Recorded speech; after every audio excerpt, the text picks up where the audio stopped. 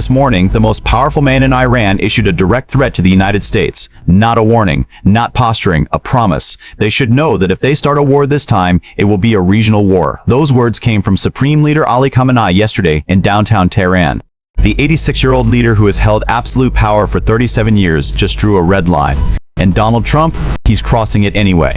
Right now, this exact second, the USS Abraham Lincoln carrier strike group is approaching Iranian waters. 90,000 tons of American naval power. 75 fighter jets. Tomahawk cruise missiles with targets already programmed. Trump calls it a massive armada. Khamenei calls it an act of war, and both men are betting the other will blink first. Here's why that bet could kill millions. The ultimatum yesterday was February 1st. The anniversary of Ayatollah Khamenei's return to Iran from exile in 1979, the day that sparked the Iranian Revolution and sent America's puppet Shah running. Khamenei chose that specific day to deliver his message in front of a massive crowd of supporters, with the entire world watching. The US wants to devour Iran and its vast oil and natural gas resources, he declared. Then came the threat, attack us and the entire Middle East burns. This isn't the first time Iran has made such claims, but three things make this different. 1. Iran's nuclear sites are being rebuilt right now. Satellite imagery confirms reconstruction at Fordo and Natanz, the facilities America destroyed in June 2025. 2. The US just deployed its largest carrier to the Middle East specifically to promote regional security and stability. Pentagon code for "We're preparing to strike." 3. Iran is negotiating. Trump said Saturday that Iran is seriously talking to Washington. Iran's top national security official confirmed progress on a framework. So why is Khamenei threatening regional war while his negotiators work on a deal? Because he has no choice. The domestic trap, here's what Western media isn't telling you. Khamenei is trapped between two existential threats. Outside his palace, American warships armed with bunker-buster bombs that can penetrate 200 feet underground and obliterate his nuclear program in hours. Inside his country, a population that wants him gone. Over 5,000 Iranians were killed in January's protest crackdown. 5,000. And the protests haven't stopped. Khamenei claimed in his speech that millions participated in pro-government rallies, while mere thousands rose up against the Islamic Republic. That's a lie. And every Iranian watching knows it. State television continues broadcasting programs condemning the riots. They even mocked the protesters on an Urchki-affiliated channel until angry public reaction forced authorities to fire the director. They are only throwing more salt on our wounds, a young student told reporters, demanding anonymity for safety. So Khamenei faces an impossible equation: negotiate with America and look weak to protesters ready to overthrow him. Or refuse to negotiate and watch Trump's bombers destroy everything Iran spent decades building. Either way, he loses, unless he makes the cost so high that Trump backs down. Hence, regional war. The Trump calculation, Trump is playing a different game entirely. He calls it the Madman theory. Convince your enemies you're unpredictable and dangerous enough that they'll surrender rather than fight.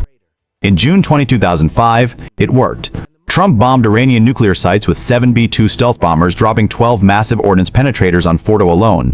Then immediately declared, now is the time for peace.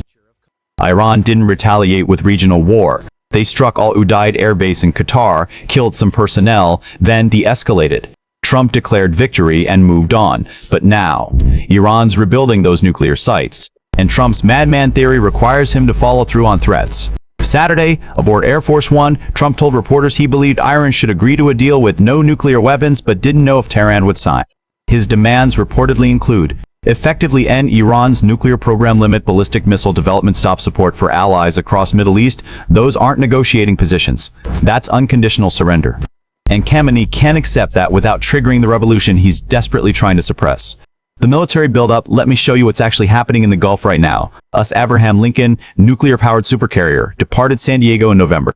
Was operating in South China Sea until last week, now approaching Iranian waters. Multi-day readiness drills. US Air Force's Central Command announced exercises throughout 20 nations in Middle East, Asia, Africa, hosting American bases.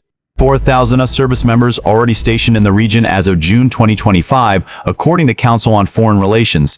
8 permanent bases: Bahrain, Egypt, Iraq, Israel, Jordan, Kuwait, Qatar, Saudi Arabia, Syria, IA, plus installations in Oman and Turkey. This isn't a bluff. This is pre-positioning for strike operations. But here's what makes this different from June 2025. Last time, the attack was a surprise. Iran woke up to bombers already overhead. This time, Trump's telegraphing his moves, announcing the carrier deployment, conducting public drills, making threats on Air Force One. Why? Because he's betting Iran will surrender before he has to actually strike. But what if they don't? The regional war scenario when Khamenei threatens regional war. What does that actually mean? Strait of Hormuz. 40% of global oil flows through this 21-mile wide choke point.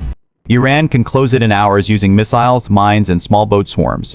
In Hezbollah in Lebanon, 150,000 rockets aimed at Israel, all supplied by Iran, all ready to launch. Houthi rebels in Yemen, Iranian-backed militants who've been attacking Red Sea shipping for months. 20% of global trade passes through there.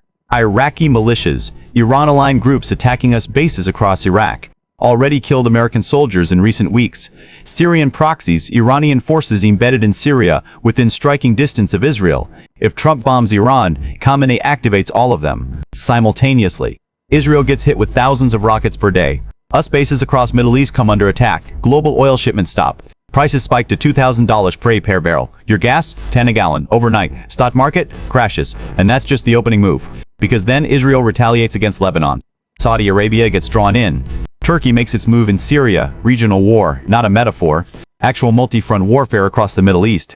The negotiation trap, but Trump says Iran is seriously talking. Iran's top national security official confirms progress on framework for negotiations. So maybe this gets resolved peacefully. Don't count on it, because both sides are negotiating from impossible positions. Trump demands Iran surrender its nuclear program, missiles, and regional influence. Iran demands sanctions lifted and recognition as regional power. Neither side can give the other what they want without looking weak to their domestic audiences.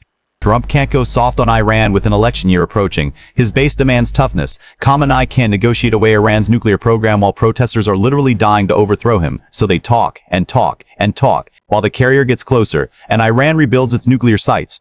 And both sides prepare for war they claim they don't want. The 48-hour window as Central Command hasn't disclosed the Lincoln's exact location, but based on departure timing and speed, the carrier likely arrives in strike position within 48 hours. Once positioned, Trump faces a decision point. Option A, launch strikes while negotiations continue. Destroy rebuilt nuclear sites. Dare Iran to respond. Bet on Madman theory working again. Option B, give negotiations more time. Risk Iran completing nuclear reconstruction. Look weak to domestic audience. Option C, settle for partial deal that satisfies nobody. Claim victory. Move to next crisis. Based on Trump's pattern and his public statements, optional looks most likely, which means we're 48 hours from detonation. The regional context, but Iran isn't happening in isolation. Syria, government forces extended ceasefire with Kurdish SDF by 15 days. Temporary. Fragile. Could explode any moment. Lebanon, Israel launched new wave of airstrikes January 26. Hezbollah rebuilding. Another powder keg. Gaza, ceasefire continues killing people. 400 plus dead since peace began. Netanyahu launching operations to recover last hostage remains. Yemen, Saudi Arabia and UI supposed allies striking each other's proxies. Unprecedented public conflict.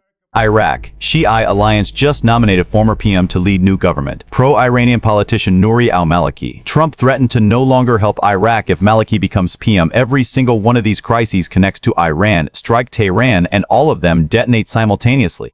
The economic reality, let's talk about what this means for you. Not abstract geopolitics. Your money, your life. If Iran closes Hormuz, 40% of global oil stops flowing. Prices don't gradually rise. They spike overnight. $2,010 oil minimum. Possibly $300 ex-Grie equivalent. Gas at the pump, 10-15 per gallon within days.